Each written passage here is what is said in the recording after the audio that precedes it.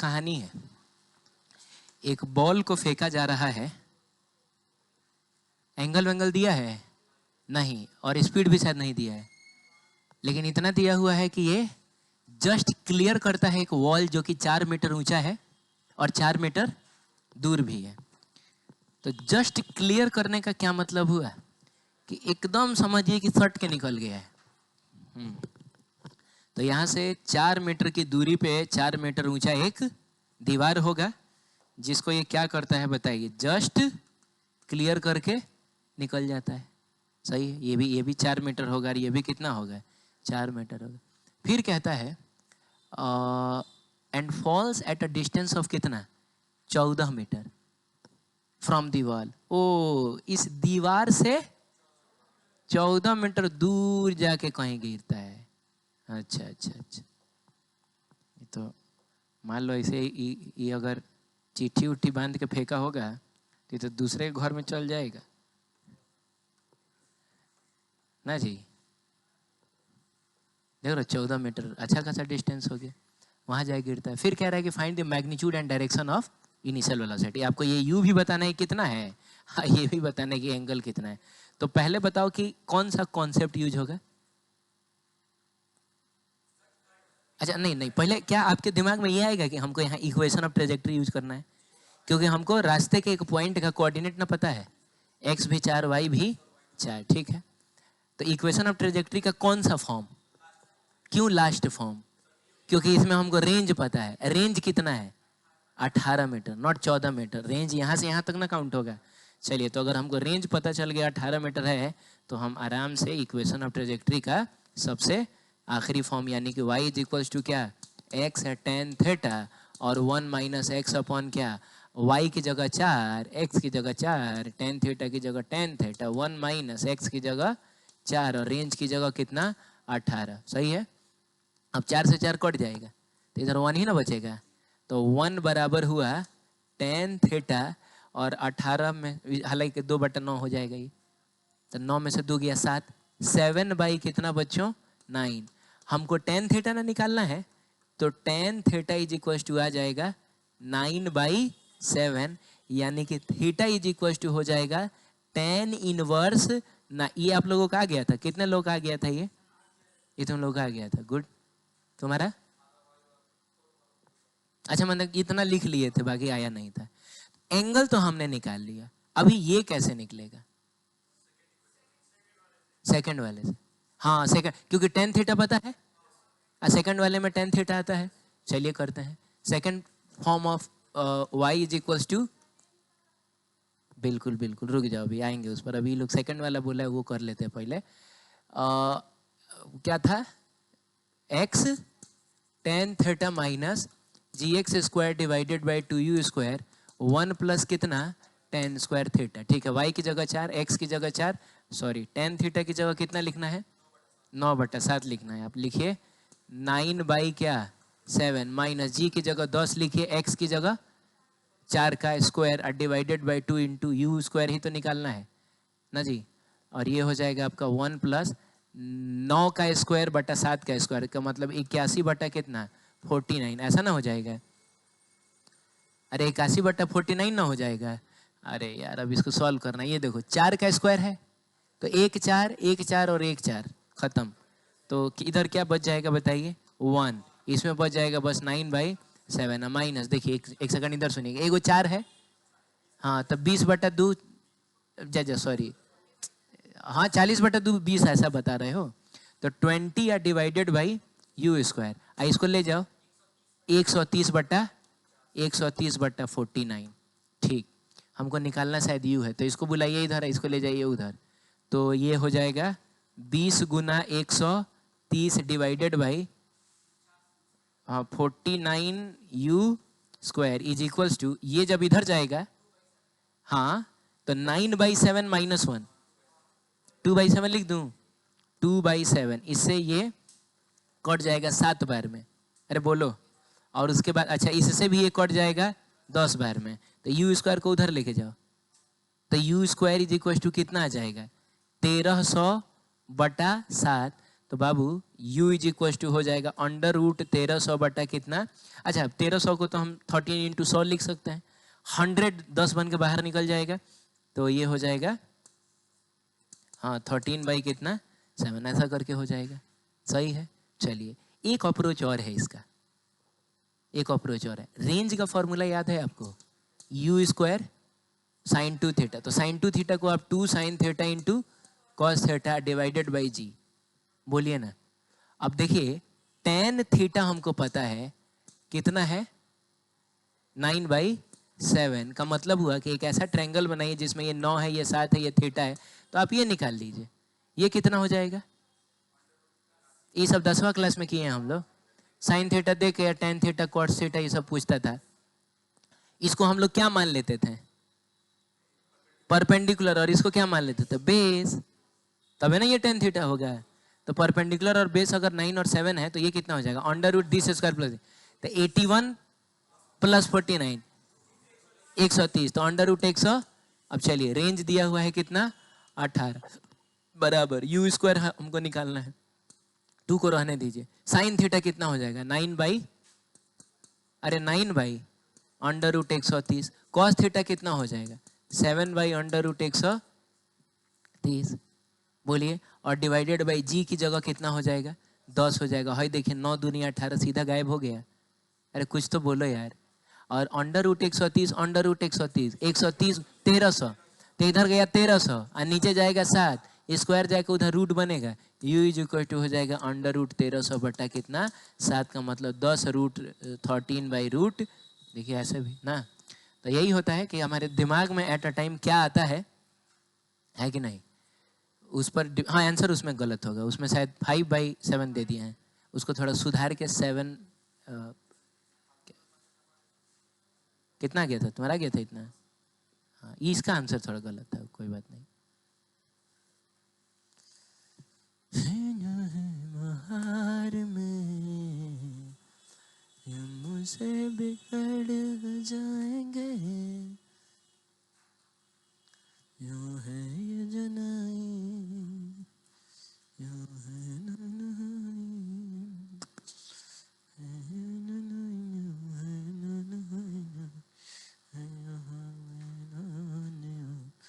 हाँ इसको फिर बताना है क्या, कुछ आगे बढ़े, बोलिए बोलिए, ठीक है। सुनिए, projectile thrown parallel to the horizontal from some height, concept ये है कि सुनिए सुनिए, एक प्रोजेक्टाइल को ऐसा फेंका गया है, हॉरिजॉन्टली फेंका गया है, तो जाहिर सी बात है हॉरिजॉन्टली फेंकना है तो धरती में सटा के तो नहीं फेंकोगे, धरती में सटा के फेंकोगे तो मोशन इन स्ट्रेट लाइन हो जाएगा, तुमको किसी हाइट से ना फेंकना होगा। इसी पेन को अगर मैं ऐसे फेंक दूं तो प्रोजेक्शन हॉरिजॉन्टल भी है लेकिन कुछ हाइट पे फेंक रहा हूं मैं, तो इसका पाथ जो होगा पैराबोलिक ही ना होगा। हाँ तो इसका पाथ आप जानते हैं कैसा होने वाला है, पैराबोलिक, ये जाके ऐसा कहीं गिरेगा। तो हमको ना कुछ चीज़ें बतानी है कि अगर हमने h हाइट से u वेलोसिटी से फेंका है तो एक तो बताना है कि ये कितना दूर जाके गिरेगा, तो ऑब्वियसली वो रेंज होगा। एक बताना है ये जिस स्पीड से टकराएगा वो स्पीड कितनी होगी, और स्पीड क्या बताएंगे, पहले हम ये बताएंगे कि इसका x कंपोनेंट कितना होगा और इसका y कंपोनेंट कितना होगा। और हमको ये बताना है कि t = 0 पे अगर हमने फेंका है बोलो तो ये कब आके धरती से टकराएगा, टाइम ऑफ फ्लाइट हमको बताना है। क्या बोलते हो, ये तुमको समझ में आ रहा है ना, थके नहीं ना हो, सही है ना। क्या जी तुम नाश्ता की है, अच्छा, और सब लोग ठीक है।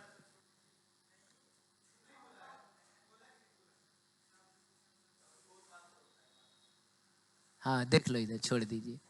सुनो अच्छा देखो, तब तुम हमसे बोलना छोड़ देने के लिए ना जब ना समझ में आने लगे, ठीक है।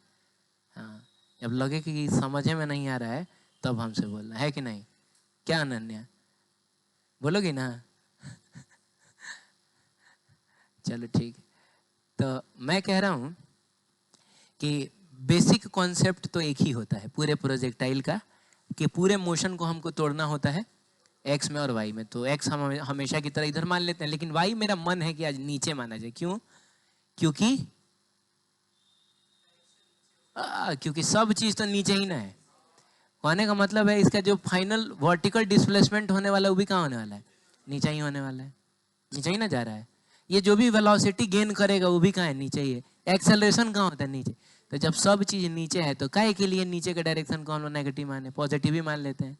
अब बोलो, सुनो, कॉन्सेप्ट ये होता है ना कि पहले वर्टिकल डायरेक्शन को सॉल्व किया जाता है। वर्टिकल डायरेक्शन को सॉल्व करके क्या निकाला जाता है? टाइम। जा, ये कितनी देर हवा में रहेगा ये कौन डिसाइड करेगा? हॉरिजॉन्टल मोशन की वर्टिकल मोशन। अगर वर्टिकल मोशन इसके पास नहीं होता ना, जिंदगी भर हवा में रहता है। अरे यार, यही ना खींच के लाया है इसको जमीन तक। तो basic concept, the most basic concept of projectile motion ये है कि सबसे पहले वर्टिकल डायरेक्शन को सॉल्व करके क्या निकाला जाता है? टाइम निकाला जाता है। और उसके बाद उस टाइम का इस्तेमाल किया जाता है हॉरिजॉन्टल मोशन में। आपको याद होगा पहली बार जब हमने डिराइव किया था तो किसका फॉर्मूला डिराइव किया था? Time of light. और उसके लिए हमने सॉल्व किसको किया था? वर्टिकल मोशन को ही सॉल्व किया था। ये चीज लिखो, तुम लिखो किताब में, लिखो अपने क्या लिखवाए थे? लिखवाए थे? देखो कितने होशियार आदमी हैं। ठीक है, हाँ हाँ हाँ।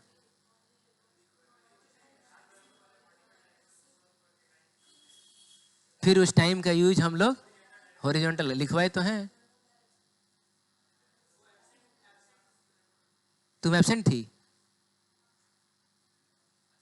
हाँ, कल।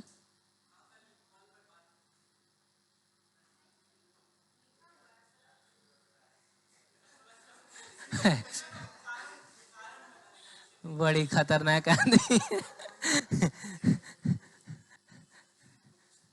है। थोड़ा बताएगा कल हम कौन सा कलर का शर्ट पहन के आए थे?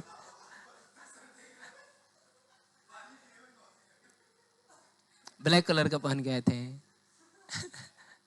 देख लो, मतलब हमको 2 घंटा कल ही देखा है। छोड़ो छोड़ो ये सब। हाँ, पहले हम सॉल्व करेंगे किसको? वर्टिकल मोशन को। तो पहले हम वाई डायरेक्शन को सॉल्व करेंगे। तो बताइए, for y direction u i कितना होगा? Initial velocity in y direction कितना होगा? जल्दी जल्दी बताइए ना, जल्दी खत्म हो जाएगा। अरे initial velocity in y direction कितना होगा? यू, अरे यार, अरे इनिशियल वेलोसिटी पूरी तरीके से एक्स में है, तो वाई में वो कितना होगा? वो जीरो होगा। तो यू आई जीरो होगा। जल्दी बताओ, ए वाई कितना? जी की माइनस जी? जी की माइनस जी? माइनस ही ना लेंगे, नीचे की तरफ ना होता है? होता है नीचे की तरफ, होता है। लेकिन हमने नीचे का डायरेक्शन को क्या माना है? पॉजिटिव माना है, तो हम सिर्फ जी ही लिखेंगे। हाँ ठीक है। अब बताइए डिस्प्लेसमेंट इन वाई डायरेक्शन कितना? मैं मानता हूं कि नेट डिस्प्लेसमेंट ये है। नेट डिस्प्लेसमेंट का मतलब हुआ इनिशियल पोजीशन को फाइनल पोजीशन से सीधे सीधे मिला दीजिए। लेकिन बाबू वर्टिकल डायरेक्शन वाला डिस्प्लेसमेंट तो ये ना है, हॉरिजॉन्टल डायरेक्शन वाला डिस्प्लेसमेंट ये है। तो मैं पूछता हूँ वर्टिकल डायरेक्शन में डिस्प्लेसमेंट कितना हुआ है? एच हुआ है। तो प्लस एच की माइनस एच। क्यों प्लस एच? क्योंकि नीचे के डायरेक्शन को मैंने, हाँ, क्या मैं ऐसा हो सकता था कि इसको माइनस एच लिख सकता था? लिख सकता था, लेकिन तब उसके लिए मुझको इसको ऊपर वाले को पॉजिटिव मानना पड़ता है। तब ये माइनस एच और ये माइनस जी हो जाता है। ठीक है, लेकिन जब सब नीचे ही है तो गाय के लिए। और हमको क्या क्या निकालना है? हमको निकालना है कि ये घटना अगर टी टाइम में घटी है तो ये टाइम कितना है, और फिर हमको निकालना है कि ये फाइनल वाली वेलोसिटी कितनी है। जा, तो जब वाई डायरेक्शन सॉल्व कर रहे हैं तो वाई डायरेक्शन वाला सब निकाल लेते हैं हम लोग। अब बताओ पहले 4 लोगों को देख के क्या याद आ रहा है? क्या याद आ रहा है? हाँ हाँ हाँ हाँ, एस बराबर यू टी प्लस, तो एस की जगह एच रखा जाए, यू की जगह तो पूरा यू टी ही जीरो हो गया। हाफ रखा जाए, जी रखा जाए, और रखा जाए टी का स्क्वायर। अरे यार, ये तो 2 ऊपर जाएगा, जी नीचे आएगा, और स्क्वायर इधर आके रूट बनेगा, तो ये तो कुछ अंडर रूट 2h/g। ये तो मुझको किसी की याद दिला रहा है। ये कौन है? किसकी याद दिला रहा है ये?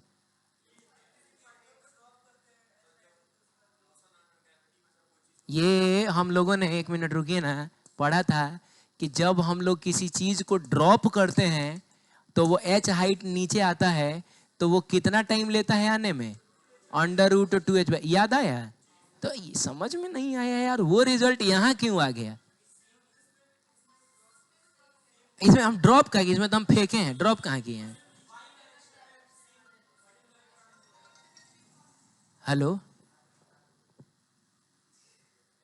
ठीक बा, क्लास में है, 10-15 मिनट फ्री हो जाएंगे। ठीक, ठीक है। हाँ, क्या बोल रहे थे? मैं कह रहा हूं कि सेम रिजल्ट क्यों आ गया? यहाँ हम ड्रॉप किए हैं कि हम फेंके हैं? अरे सर, फेंके हैं, लेकिन आप किस डायरेक्शन में फेंके हैं? हॉरिजॉन्टल डायरेक्शन में फेंके। वर्टिकल डायरेक्शन में तो इसके पास कोई स्पीड ही नहीं था, तो टाइम के लिए रेस्पॉन्सिबल कौन होता है? वर्टिकल डायरेक्शन वाला मोशन होता है। तो चूंकि वर्टिकल डायरेक्शन में तो जस्ट हम इसको ड्रॉप ही ना कर रहे हैं, अरे स्पीड है भी तो हॉरिजॉन्टल डायरेक्शन में जा, इसीलिए सर एग्जैक्टली सेम रिजल्ट आया है। तब एक बात बताऊं मैं, तब तो मैं जानता हूं कि तब ये भी √2gh आने वाला है। क्यों आने वाला है? क्योंकि आपको याद होगा h हाइट नीचे आने के बाद वो जो वेलोसिटी गेन करता था वो √2gh ही ना होता था। लेकिन तुमको यकीन ना हो तो तुम करके देख ना लो, क्या दिक्कत है। चलो, इसको इसको इसको और इसको देखो, 4 लोगों को देखो, बताओ क्या याद आ रहा है?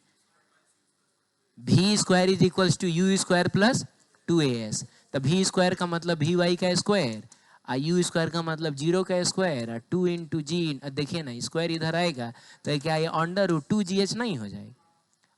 अब हम इसको सॉल्व करेंगे फॉर क्या? X axis. बताइए फॉर क्या, बताइए ना? X axis. एक्स एक्सिस में इनिशियल वेलोसिटी कितनी है?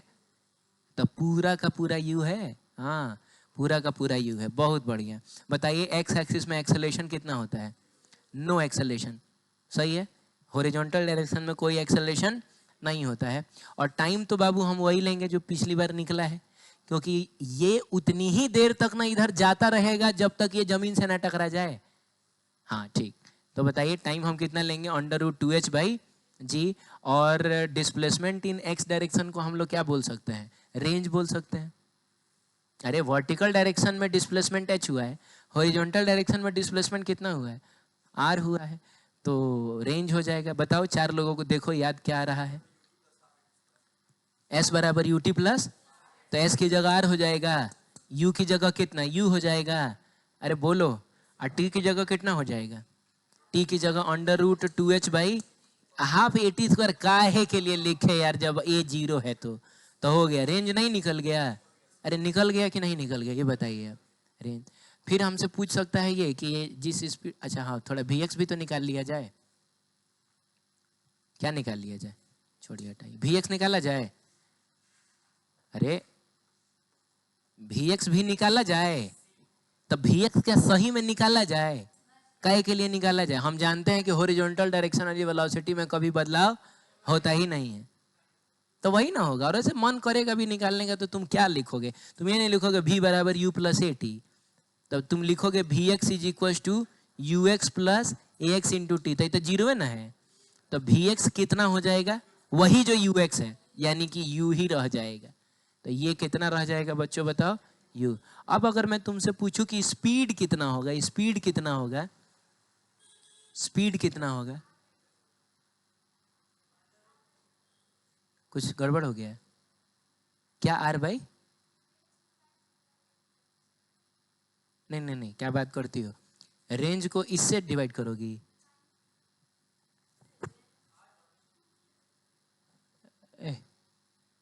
मैं मैं ये वाली स्पीड की बात कर रहा हूं। टकराते समय स्पीड कितना होगा? अच्छा पहले तो ये बताओ कि इसको अगर हम वेक्टर फॉर्म में लिखे तो क्या लिखेंगे? v बराबर क्या लिखा जाएगा? vx i का प्लस vy। vx तो u ना है, और vy कितना था?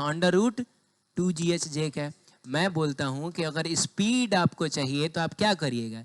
इसका मैग्नीट्यूड निकालिएगा, √u² आप प्लस इसका स्क्वायर कर दोगे तो सिर्फ 2gh। ये रिजल्ट आप याद रखेंगे।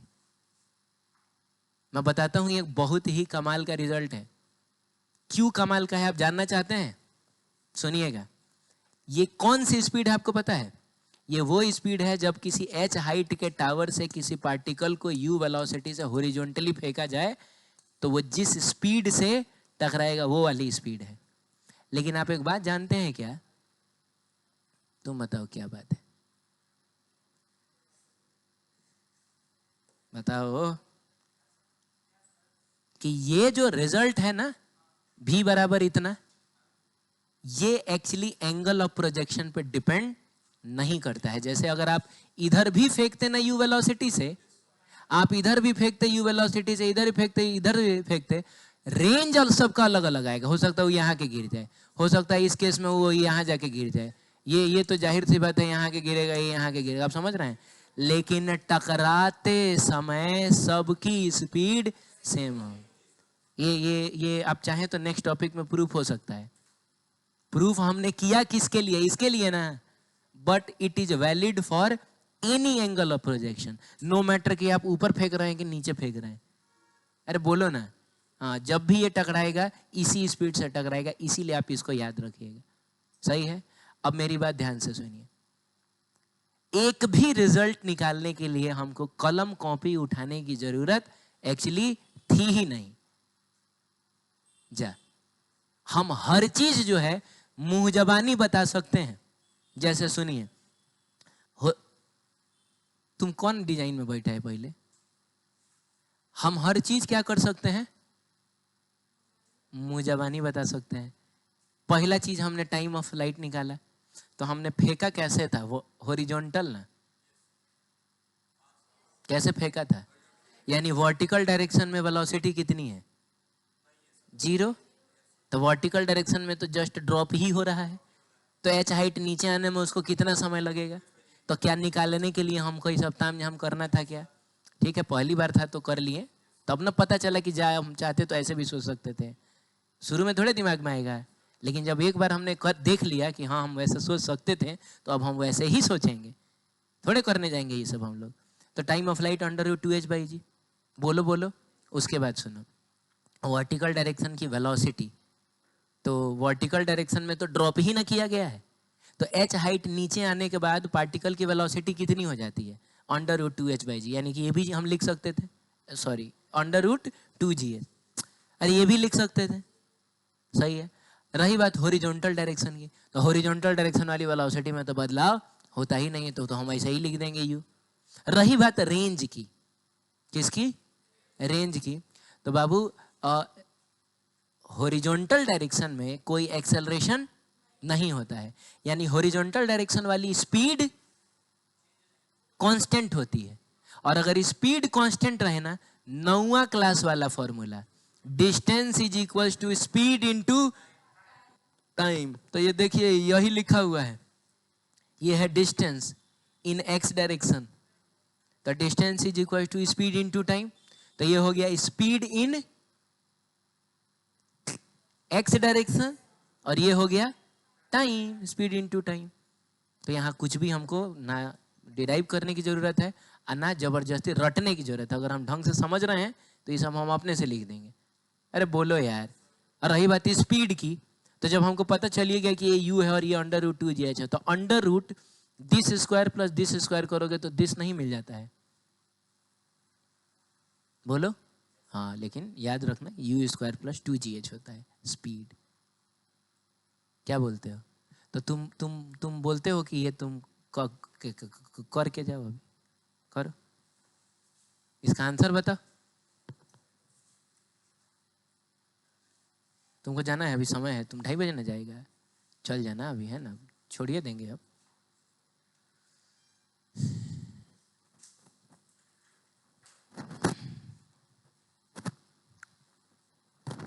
अच्छा, स्पीड बहुत ज्यादा नहीं ना है?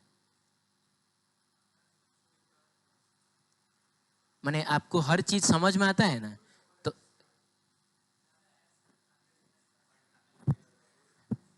ठीक है, मेरी स्पीड की बात हो रही है, मतलब बहुत ज्यादा नहीं ना है। क्या कि ज्यादा तो है, अभी 1 हफ्ता पढ़ाई होता है, 1 हफ्ता से ज्यादा पढ़ाई होता है, 2 दिन में खत्म कर लिया। मैंने इसीलिए ना स्पीड भी ज्यादा है। अगर समय होता आपके पास भी 2 साल का, तो उसको हम 98 मीटर पर सेकंड से थोड़े फेंकते हैं।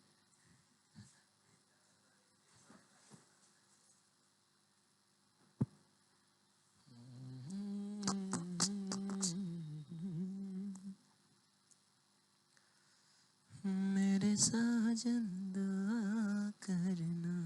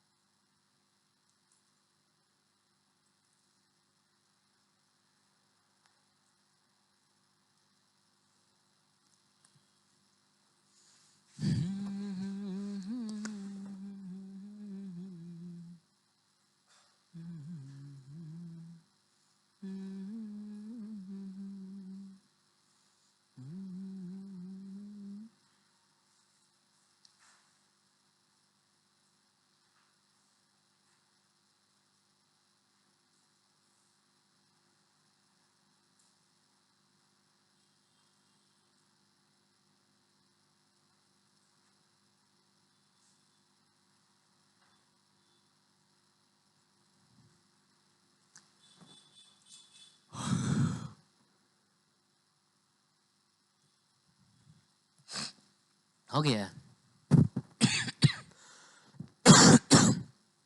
अच्छा पहले तो ये बताओ जी तुम लोग कितना ले रहा है? वहां दिया है इसीलिए ना? अगर नहीं लास्ट में दिया होगा जी उतना लेना है। लेकिन अगर नहीं भी दिया होता तो हमारा कॉमन सेंस इतना होना चाहिए कि जब हम देखें कि 98 मीटर पर सेकंड है ना, चाहे 490 मीटर दिया है तो 490 ना 980 का जस्ट आधा होता है। तो दिमाग में आना चाहिए कि यहाँ पर जी की वैल्यू हमको क्या रखनी चाहिए, 9.8 रखनी चाहिए, शायद ज़्यादा आसानी से सॉल्व हो जाएगी। हाँ तो टाइम पर असर नहीं पड़ेगा लेकिन उस पर असर पड़ जाएगा, रेंज वेंज पर असर पड़ेगा।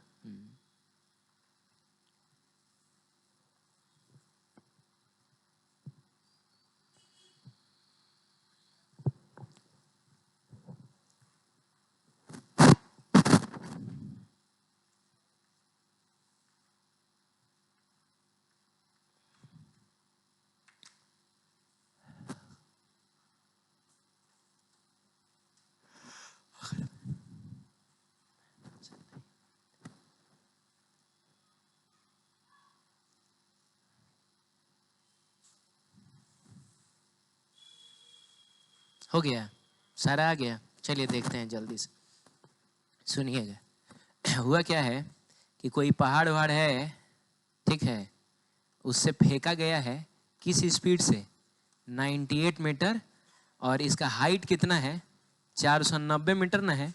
तो पहले तो बोलता है कि बताइए ये कहाँ जाके, क्या बोलता है कि कहाँ जाके, सॉरी कितना टाइम लगेगा, तो आपको टाइम ऑफ फ्लाइट बताना है। गिरते समय स्पीड भी तो पूछ ही रहा होगा और ये भी पूछ रहा होगा कि ये कितनी दूर जाके। तो पहले बताओ टाइम ऑफ फ्लाइट इस केस में कितना आता है, √2h/g ना। इसको हम लोग नहीं प्रॉपरली सॉल्व करेंगे, इसका या तो आप कॉन्सेप्ट याद करिए या ना तो अगर नहीं मन कर रहा है कॉन्सेप्ट याद रखने का तो रिजल्ट याद करिए। हॉरिजॉन्टल प्रोजेक्शन में टाइम ऑफ फ्लाइट होता है √2h/g। अब आप बताइए √2h की जगह तो 490 रख लेंगे, g की जगह 9.8 ना रखेंगे। तब देखिए ध्यान से, डेसिमल ऊपर जाके इसको बना देगा, एगो जीरो बढ़ा देगा। बोलो अब तुम बताओ, ये 2 × 4900, 9800, 9800 से 98 कट जाएगा, अंदर में तो खाली 100 न रहेगा। एक खूबसूरत सा आंसर आ गया, 10 सेकंड। 10 सेकंड उसको लगेगा जाके हिट करने में। अगला कह रहा है the distance of the target from the हिल। आपको बताना है कि हिल से ये टारगेट कितनी दूरी पे है, मतलब हुआ कि रेंज पूछ रहा है। तो हम जानते हैं रेंज इज इक्वल टू क्या होगा, तो हॉरिजॉन्टल डायरेक्शन वाली स्पीड इनटू टाइम। कितनी है हॉरिजॉन्टल डायरेक्शन वाली स्पीड, 98 मीटर पर सेकंड है। टाइम कितना है 10 मीटर में आंसर आएगा, कितना हो जाएगा 900, मन लगभग 1 किलोमीटर दूर जाके गिरेगा ही। अरे 20 मीटर और बढ़ जाता है तो 1 किलोमीटर नहीं हो जाता। अगला बोलता है कि velocity with which the projectile hits the ground. तो आप जानते हैं कि इस डायरेक्शन वाली वेलोसिटी जो होती है वो तो वही होती है जो ये है, यानी 98 मीटर पर सेकंड। लेकिन इस डायरेक्शन वाली वेलोसिटी के लिए तो हमको √2gh ना करना होगा। तो अगर हम √2gh करते हैं वेलोसिटी इन वाई डायरेक्शन निकालने के लिए, तो 2g की जगह पे 9.8, h की जगह पे कितना, अरे 490 आएगा। अब देखो कमाल की बात यह है कि ये जीरो इस डेसिमल को खत्म कर देगा। अरे 9.8 × 10, 98 हो जाएगा। और देखो 2 इंटू 49 कितना 98, तो ये हो गया 98 इंटू 98, तो 98, हो ये भी 98 मीटर पर सेकेंड, ये भी 98 मीटर पर सेकेंड। ए बाबू अरे तो ये कितना आ जाएगा, तो ये 98 रूट 2 मीटर पर सेकेंड हो जाएगा। ये तो ये रूट 2 नहीं हो जाएगा। तुमको मन करे तो अंडर रूट 98 का स्क्वायर प्लस 98 का स्क्वायर भी कर लेना, सही है। तो बताइए टकराते समय इसकी स्पीड कितनी होगी, तो ये हो जाएगी 98 रूट 2 मीटर पर सेकेंड। मन करे रूट 2 की जगह आप 1.414 रख सकते हैं। अब वो तो डिपेंड करेगा कि ऑप्शन किस फॉर्म में दिया है। तो जनरली ऑप्शन रूट के ही फॉर्म में देता है, वो फालतू का काम आपसे नहीं करवाएगा, सही है। चलिए तो ये चीज था, ये करिएगा, घर से करके आके बताइएगा क्या आंसर है। इसमें शायद कोई बाइक चला रहा है और पहाड़ पर से कूद गया है, एनसीईआरटी का शायद क्वेश्चन है ये, या पता नहीं। अरे बोलो ना, फिसल नहीं गया है रे, फिसलने का मतलब ऐसा टप से गिर जाएगा। वो आया है बाइक चलाते हुए और जाकर ऐसा गिरा होगा कहीं यहाँ पे। ये मिशन इम्पॉसिबल का जो नया वाला पार्ट है ना, है? लेकिन उसमें तो उसमें रैंप कुछ इस टाइप का है, उस पर वो क्या नाम है उसका, टॉम क्रूज जो है वो सही में अपने से किया है, बहुत ऊंचे पहाड़ पर से छलांग लगाया, लेकिन उसमें ऐसा था, ऐसा सिचुएशन था। ठीक है, खैर कोई बात नहीं। तो ये तो वही अल्लाह सवाल हो गया ना जो अभी हम लोग देख रहे थे, हैं? बस डेटा अपने हिसाब से देख लीजिएगा क्या है, तो करिएगा। अच्छा बन गया है, तुम करना। अगला वाला मैं कॉन्सेप्ट आपको बस बता देता हूँ, बाकी आप घर से ट्राई करके आइएगा। अगले वाले में क्या होगा ना कि हम पहाड़ पर से ही फेंकेंगे, पहाड़ नहीं सॉरी, किसी हाइट पर से ही फेंकेंगे, लेकिन हॉरिजॉन्टल प्रोजेक्शन नहीं होगा। कैसा होगा? तिरछा फेंकेंगे। अब बोलो यार, तो तिरछा हम इधर भी फेंक सकते हैं, इधर भी फेंक सकते हैं। कॉन्सेप्ट घिसा पीटा एक ही है। आप इसका कंपोनेंट तोड़ लीजिए, एक डायरेक्शन को एक्स, एक डायरेक्शन को वाई मान लीजिए, और पहले किसको सॉल्व करिए, वर्टिकल डायरेक्शन वाले मोशन को, ताकि हम क्या निकाल सके, टाइम ऑफ लाइट निकाल सके। अरे बोलिए, उसके बाद उस टाइम ऑफ लाइट का यूज हम हॉरिजॉन्टल मोशन में कर लेंगे। तो यही 3 गो स्टेप यहाँ लिखा भी हुआ है कि solve the whole motion in vertical and horizontal direction separately. इसको अलग सॉल्व करिए, इसको अलग सॉल्व करिए, by assuming horizontal direction as x axis and vertical direction as क्या, वाई एक्सिस। उसके बाद कहता है कि first solve vertical motion to find, पहले वर्टिकल मोशन को सॉल्व करिए, मैक्सिमम हाइट, जा कहाँ गया, time of flight and maximum height उसे निकल जाएगा। फिर आप हॉरिजॉन्टल वाले को सॉल्व कर लीजिए। तो ट्राई करके आइएगा, नेक्स्ट क्लास में मिलेंगे तो हम लोग इसको सॉल्व कर लेंगे, ठीक है। बाकी इसके बाद ये चैप्टर खत्म हो जाता है। तुम लोगों को पूछना है डीपी